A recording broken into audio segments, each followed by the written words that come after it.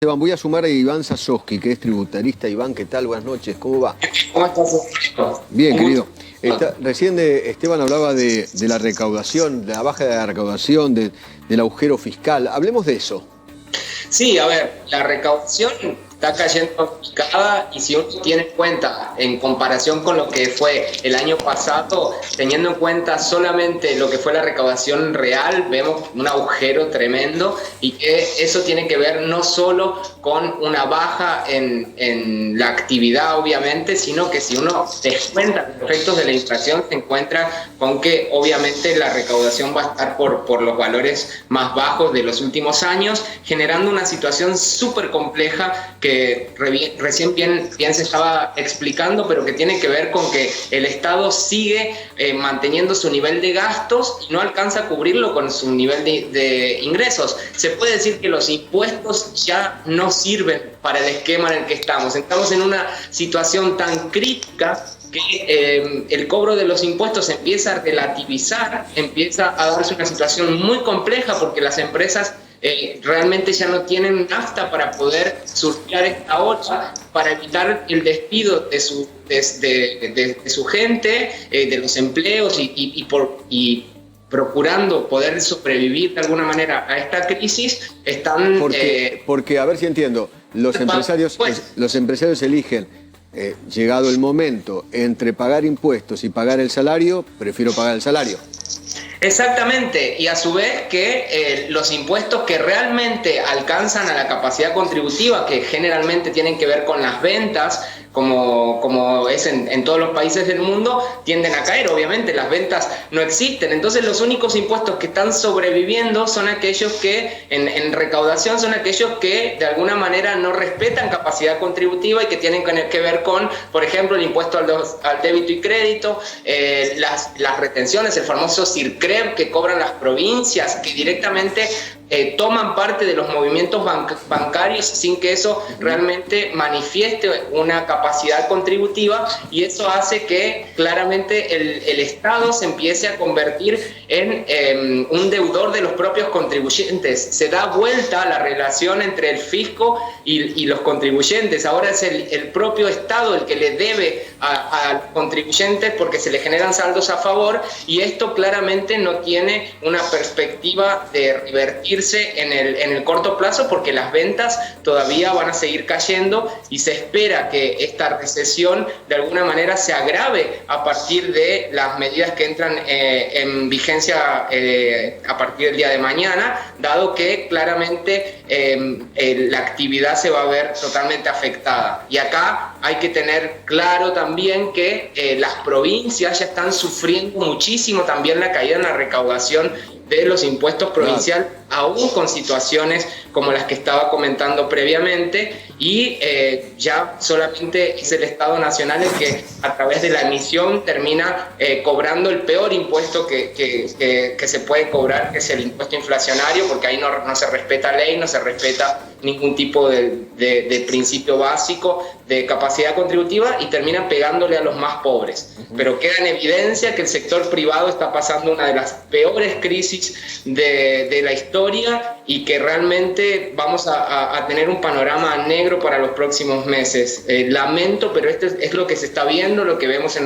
en las consultas que nos llegan. Está todo parado, pero lo que se ve es un esquema en el que claramente las medidas de acuerdos preventivos extrajudiciales, desde vinculaciones del sector privado, de concursos y de quiebras, parece ser que va a ser la carátula del próximo semestre.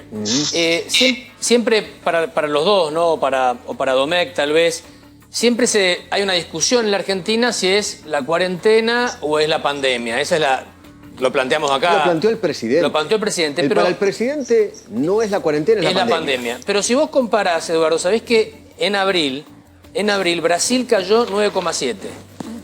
Paraguay 12,2%, Chile 14,1%, México 17,3%, y solo Perú cayó más que la Argentina.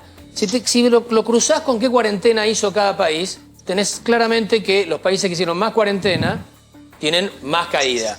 Ahora, la pregunta es, ¿qué diferencia hay, por ejemplo, con Brasil? Es cierto que tienen muertos, muchos más contagiados. Es cierto eso, es cierto. Pero en materia económica, ¿qué diferencia hay entre caer 9,7 o 26% en un mes? ¿Qué diferencia, o sea, en cuanto a daño a la economía? ¿Es poquito? ¿Es más o menos lo mismo? Porque te tienden a decir todos caen, todos caen. Claro. Sí, yo te diría, es cierto que todas las economías este año van a caer.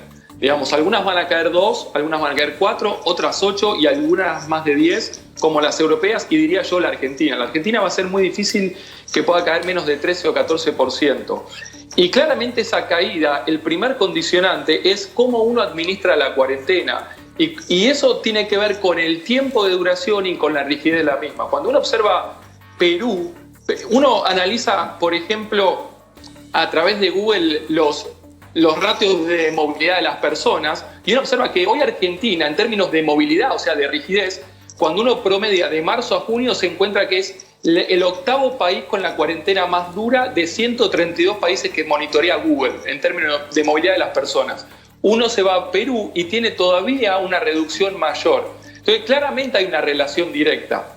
Ahora, no es solo la administración de la cuarentena, sino que tiene que ver con la capacidad de respuesta de los gobiernos. Y yo te diría, ahí es donde Argentina entra mal para esta situación. ¿Por qué? Porque hoy tenemos un Chile, un Perú, un Paraguay, un Colombia, un Brasil tomando deuda 10 años al 2, al 3, al 4%. Tenemos Chile desarmando fondos anticíclicos de más de 8.000 millones de dólares. Tenemos el resto de los países que tienen reservas internacionales suficientes también como para contrarrestar todo este problema que se genera del lado fiscal. Y hoy Argentina entra a esta situación sin capacidad de respuesta. Entonces, claro, yo conjugo una cuarentena dura o rígida con una poca capacidad de respuesta y una ausencia de plan de salvataje del sistema productivo. Claramente el daño que le estoy generando al sistema económico es mucho mayor. Eso es una bomba neutrónica. Ese escenario que planteás es una bomba neutrónica. Bueno, pero Eduardo, hace falta un condimento adicional. Uno observa Perú, Chile, Colombia, Paraguay. Vienen creciendo sostenidamente desde hace 10 años, desde la salida de la última crisis subprime. Nosotros venimos para abajo. Al 3 o al 4%. Nosotros desde el año 2011 que no podemos crecer, estamos en este ciclo de estancamiento estructural y encima venimos barriendo una recesión desde hace 8 trimestres, que empezó en el segundo trimestre del 2018. Sí, Iván. Entonces, claramente, si yo analizo qué termina sucediendo en estos 10 años con la economía, la caída que va a tener la economía argentina en términos de PBI per cápita va a estar top 3 de las caídas más importantes que tuvo la economía junto con la caída de la Primera Guerra Mundial, la crisis de la convertibilidad y demás. Cómo termina la película depende mucho de lo que haga el gobierno en estos meses, sobre todo en el plan de salvataje del sistema productivo, porque en la medida que haya comercios que bajen las persianas y no las vuelvan a abrir, o empresas que cierren, la fase de recuperación con esos obstáculos de la deuda, de la inflación, se va a comprometer. Bancame mucho. Un minuto. Sí, Iván, ¿qué querías decir?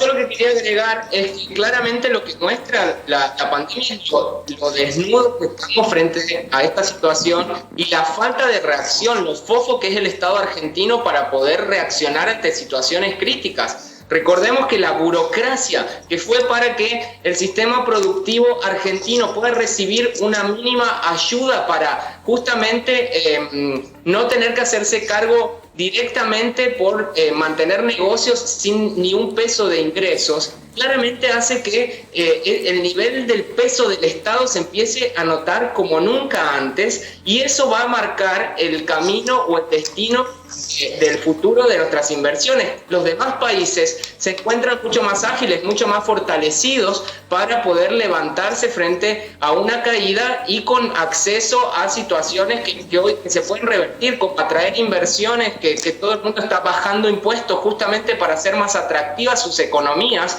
Y en la Argentina no lo podemos hacer porque tenemos un Estado en el que claramente la cantidad de recursos que se gastan por cada contribuyente que paga es insostenible. Entonces, si esto no demuestra que hemos tocado fondo en esta situación, yo creo que vamos a tener un futuro totalmente negro.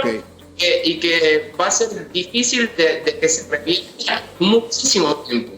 Muchísimas gracias a ambos, la verdad. Gracias, Eduardo. Gracias a ambos.